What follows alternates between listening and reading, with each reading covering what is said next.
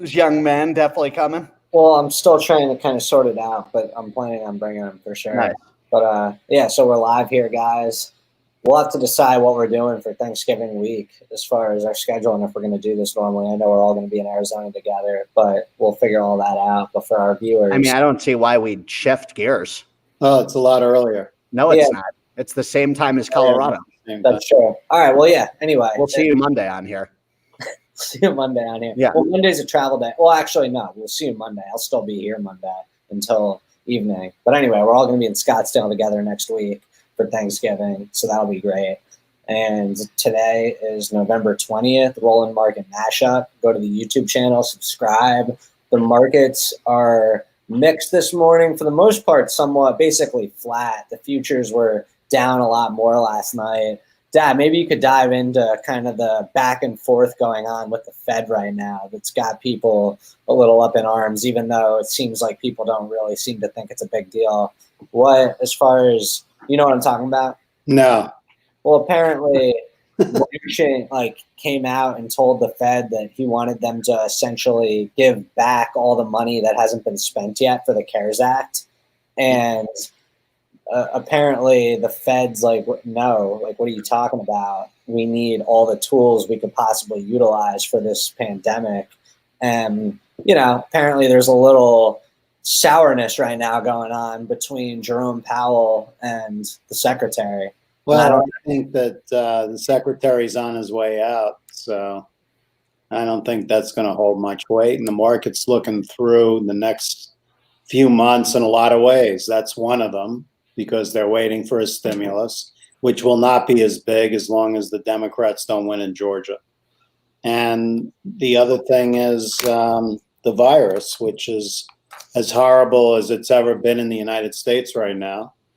And the market's looking through that also.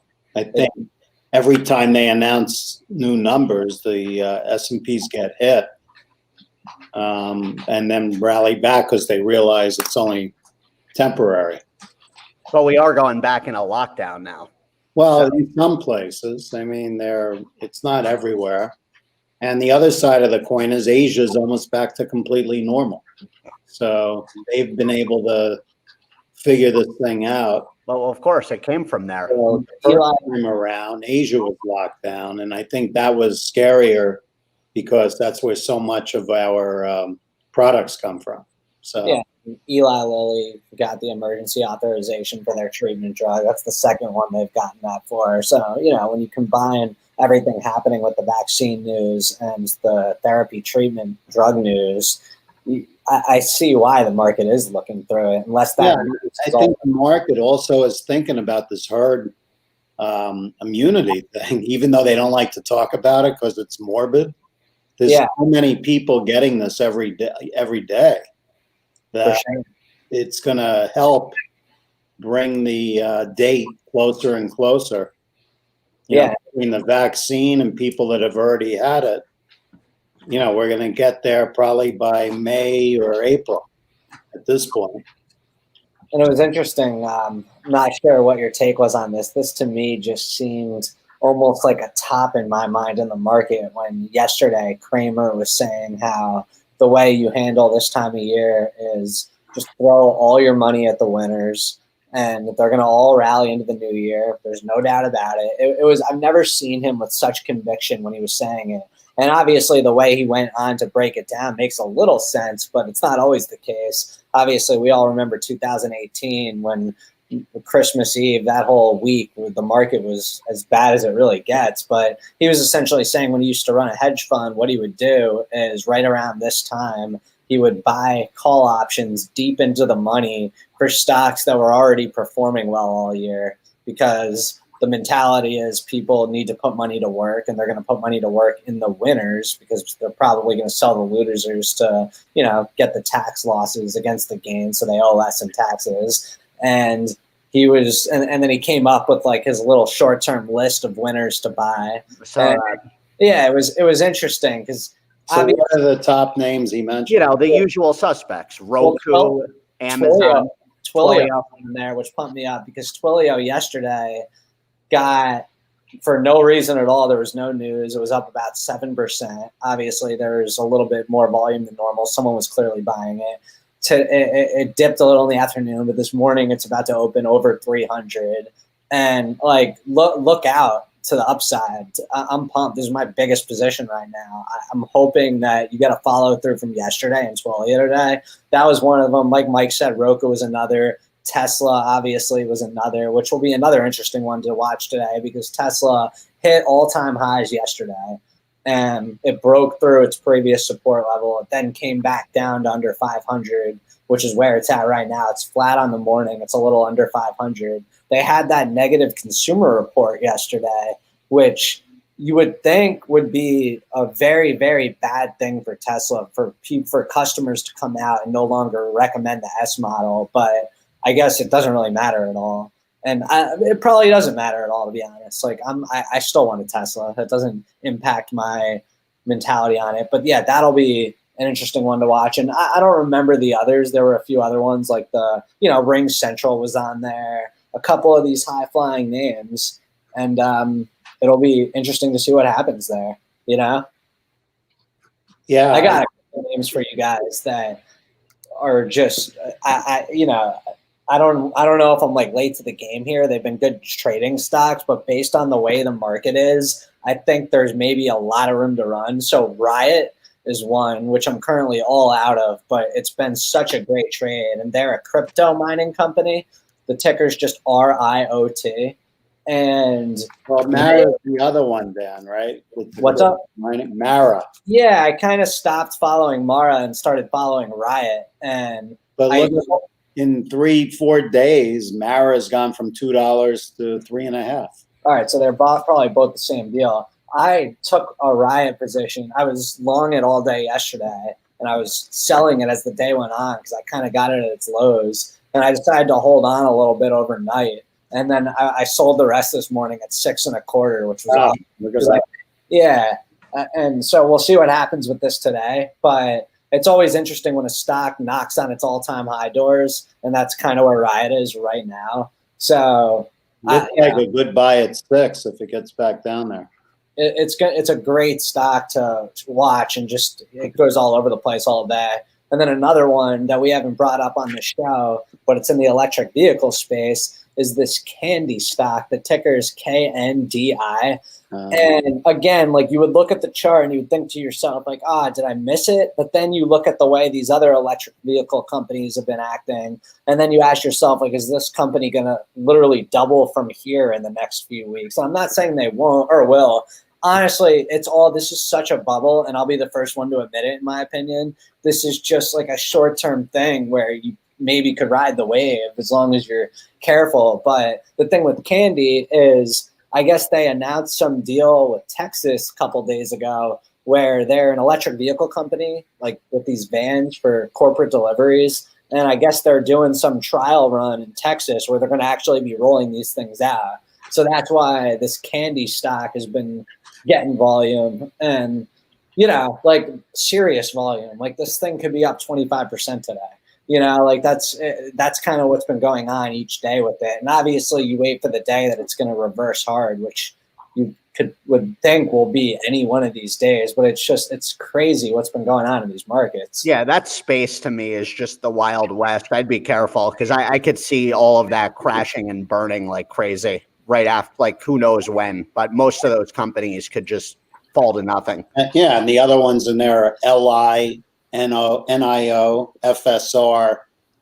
Yeah, I just have personally, I almost feel like it's literally like just Macau with just jumping in those things where you're just really have no pulse on where the whole movement's heading. Well, yeah, I think there's a lot of people that like at least have a deep feeling that at some point this is all going to come crashing down with these electric vehicle companies, aside from, or no, even a Tesla, to be honest, but maybe not.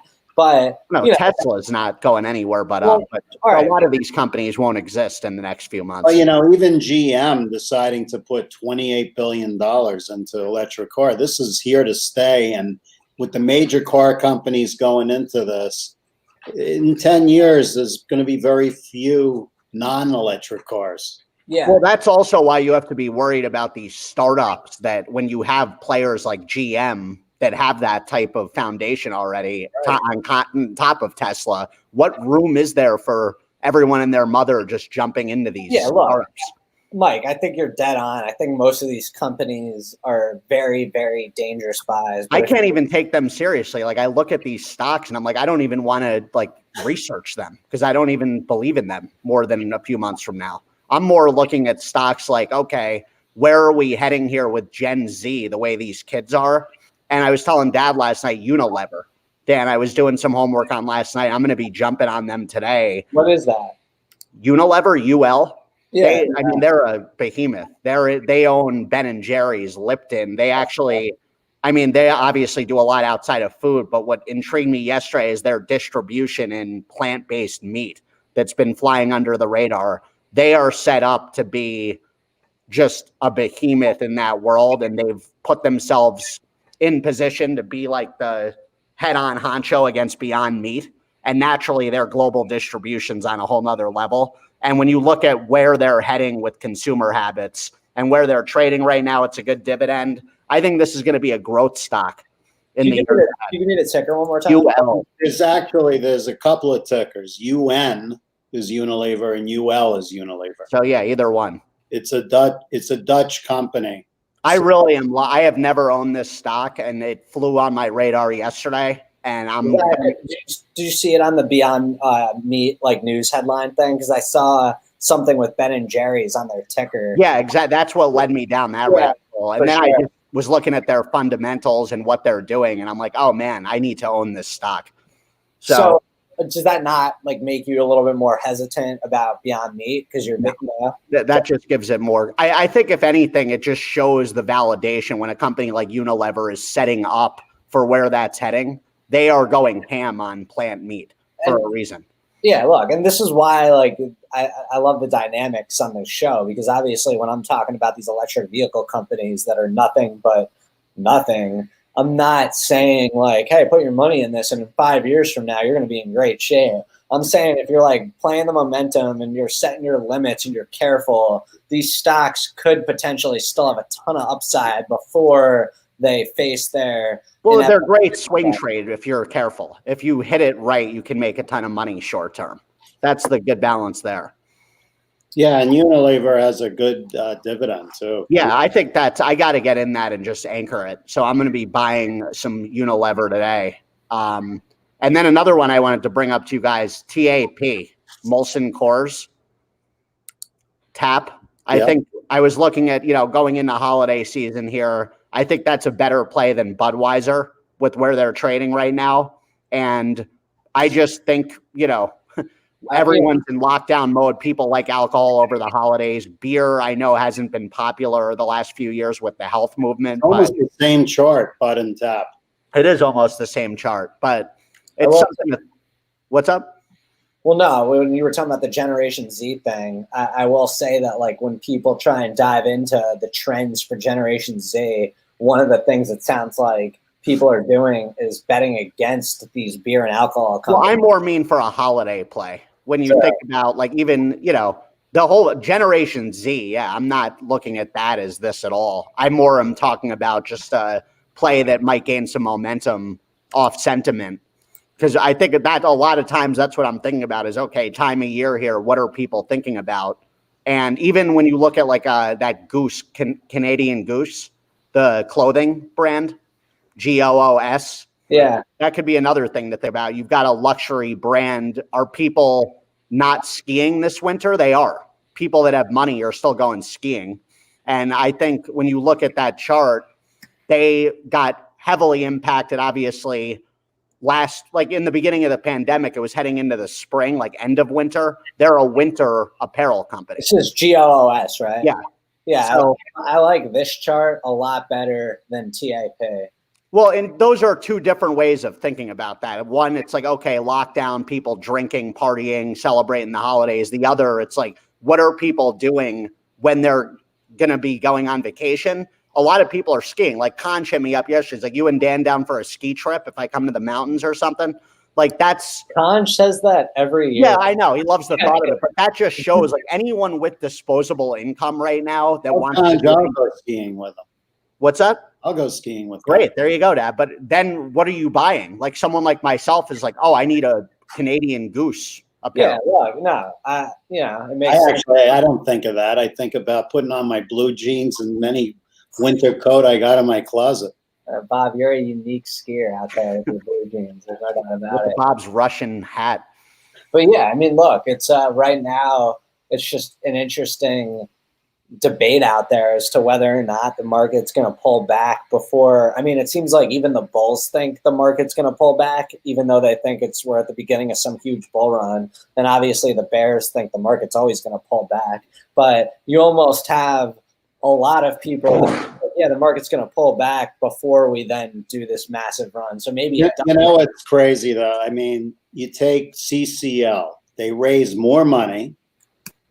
They found out today that they're delaying their cruises another 2 months till now the end of March, and the stock is up because of the vaccine. People know they're going to be back to being on and the airlines said they need another $100 billion for financing or some amount like that, and those stocks have also just been going up. I need another $100 billion too. I think, well, look, I think the way that you could almost like what I'm thinking about here for these recovery stocks that benefit from, a vaccine and a stimulus is the stimulus is probably going to be not as exciting as people want it to be. So the way to think about it in my mind is what industries are they going to try and really make sure they're protecting and saving? And like I saw yesterday, the hotel industry kind of put out a notice saying that, like over 75% of the hotels are going to have to close. So you got to love the Airbnb IPO coming out. I was almost saying that like it's almost their way of letting the government know, like, hey, you really better think about us in this next stimulus. Well, they should have thought about lowering prices throughout all this. So what I'm kind of getting at here is you gotta almost assume that they're gonna take care of the airlines, the hotel industry, and like maybe like one other industry. The restaurants. They have to take care of the restaurants. Yeah, but it's tough to kind of play that because that's more of like a, if anything, you could almost play by shorting the big restaurant industries, knowing that now the mom and pops are going to come back and, give them a run for their money again. But I'm kind of getting at like these hotel names have been somewhat under pressure again since the vaccine news just sort of sliding down. And I guess I haven't really been following the airlines and the cruises as much, or really the hotels, but I was starting to think about this yesterday. And those are the names to me. You'll probably get a sell-off on the stimulus. Like that might be the end of the rally is once they finally get the stimulus, but then they'll look at the stimulus and see like, what is this actually helping, which industries, and the ones that it leaves out, look out below. But the ones that it takes care of, you would think will get like a nice little relief rally, even though they've already gotten that. Like, Dad, what are some hotel names you like? I know you've always been big. Hilton is one to look at, and obviously the casino names are always thrown in there, but Hilton's a good one to look at. How about Marriott? Marriott's a good one. What are the tickers on those two? Hilton is HLT and MAR is Marriott.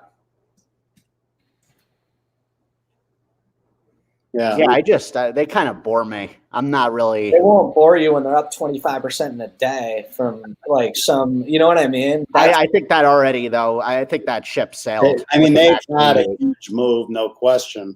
Yeah, they have. Yeah, it's hard to see that popping on that type of level on a day now. That news is already behind us. Yeah, but now they're $15 lower than where they were when that news was announced. I think the one issue I have there with Airbnb going public, I think you're going to see a lot of shift in institutional money with even out of those hotel names because I think Airbnb is going to be an absolute gem. I'm going to be jumping hard on that stock the day it goes public.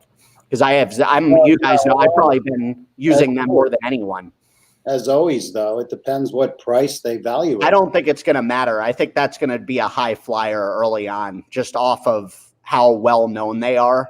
You're going to just see everyone jumping on that stock.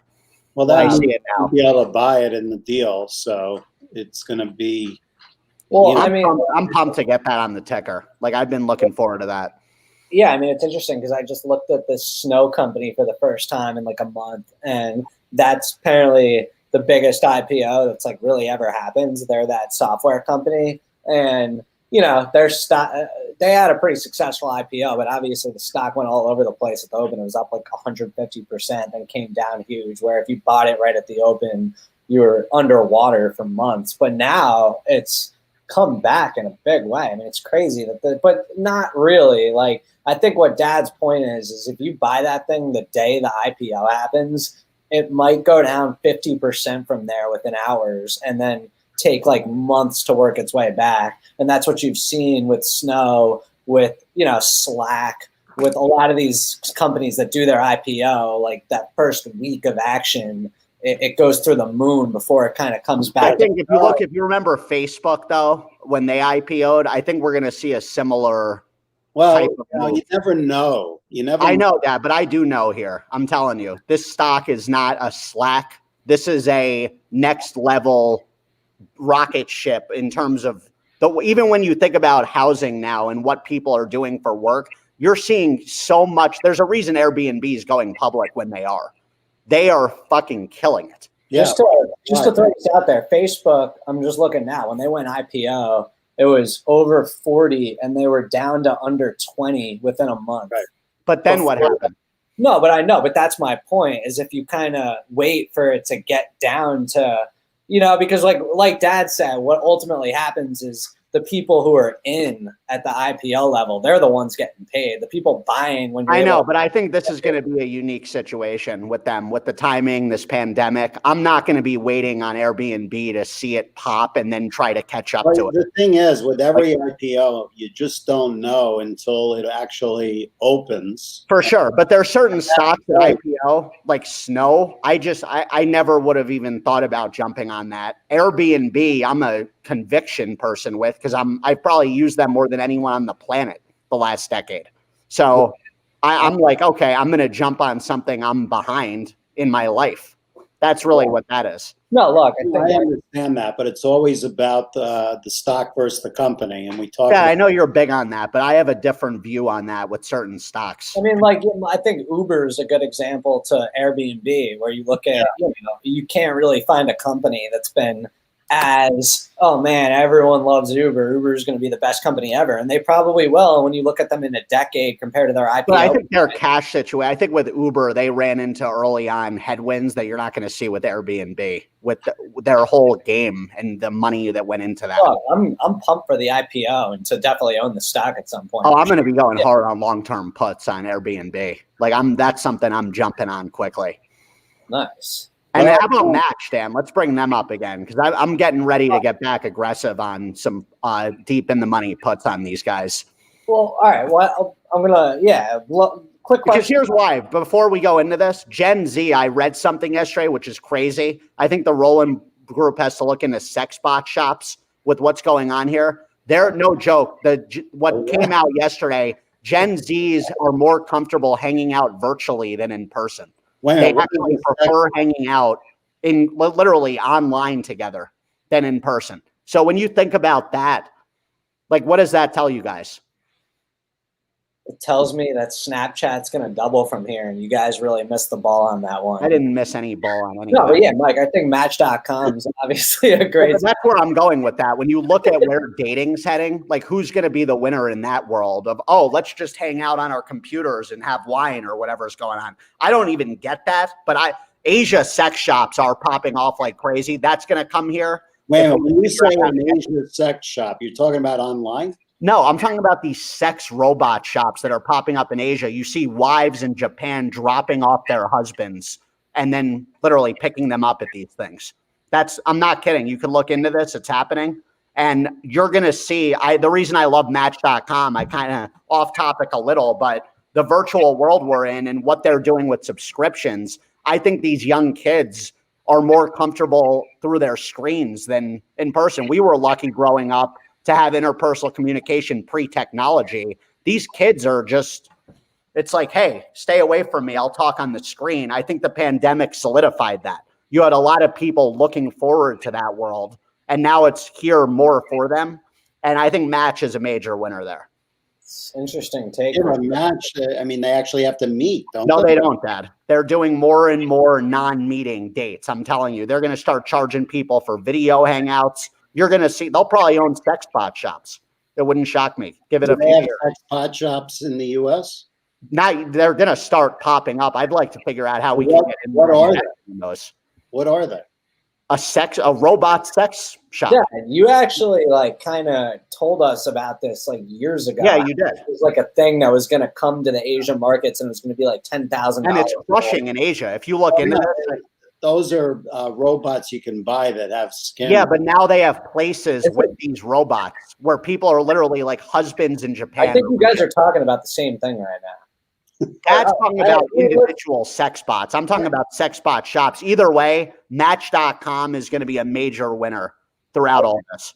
Yeah, I mean, it'll be interesting to see how they transition into that. But Dad, I have a question kind of on what Kramer was talking about in general here is, you know, I know like the banks and oil have been kind of starting to get a look, but could you almost expect them to sell off? Because like even me, the way I'm looking at this right now is I'm like, okay, BP, yeah, it's starting to act well, but at the same time, I have a big loss that I could take against my gains. So do I sell BP in the next month for that reason? And how no doubt there's going to be a tug of war going on to the end of the year on stocks that people have losses on.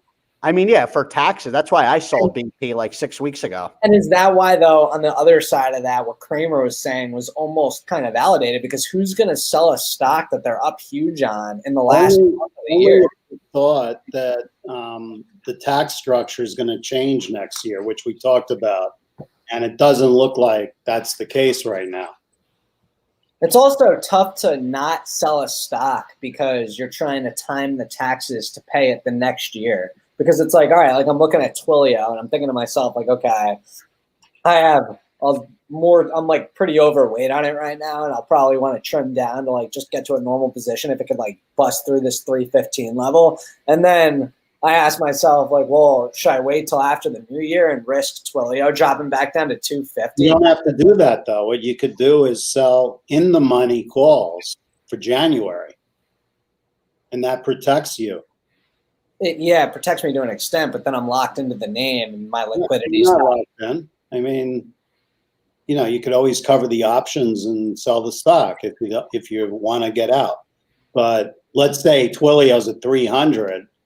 You normally think to sell the 310s or the 320s, sell the 280s or the 270s for January, and then you don't have to worry about the stock dropping 15% because you have the options.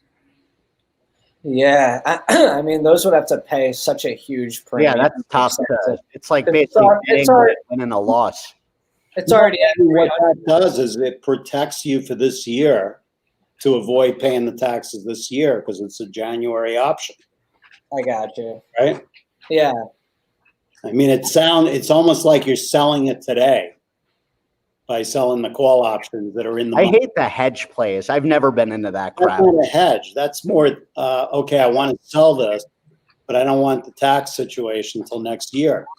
So the way I've started realizing that I'd rather just ditch it then and then move on. Like the whole like being dragged into that. Even a little premium. Like if your intention today was to sell Twilio at 300, yeah, sell the 250 calls for January and you get 52 or 53 and you sold the stock basically. Yeah, but what if then Twilio powers through? Well, no, I get what Dad's saying if I were you, Dad, because you're in a different situation. But with me, if that's like part of like my liquidity trading money and I'm like going to be like, okay, I'm going to just hold on to Twilio for the next month, then that's going to tie up. Yeah, but you're getting that money from the call.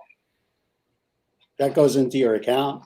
Yeah, but it's not going to, I'm getting the money on like the profits, the entire position. It's still going to be nowhere near the amount of liquidity it would free up by exiting the entire. You're talking about a different thing then, because you're just worried about your, your liquidity for the next 2 months. Yeah, like if I want to like raise cash for a pullback, that wouldn't be the way to do it. No.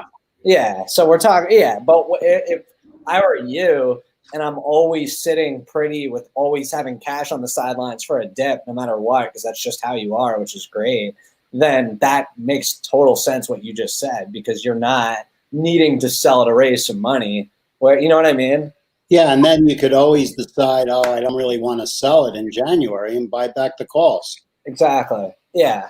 No, look, I've been selling a lot of calls against positions over the last month, and it's been great to collect, most of the time I'm selling a stock and I'm collecting these call option premiums. It's great.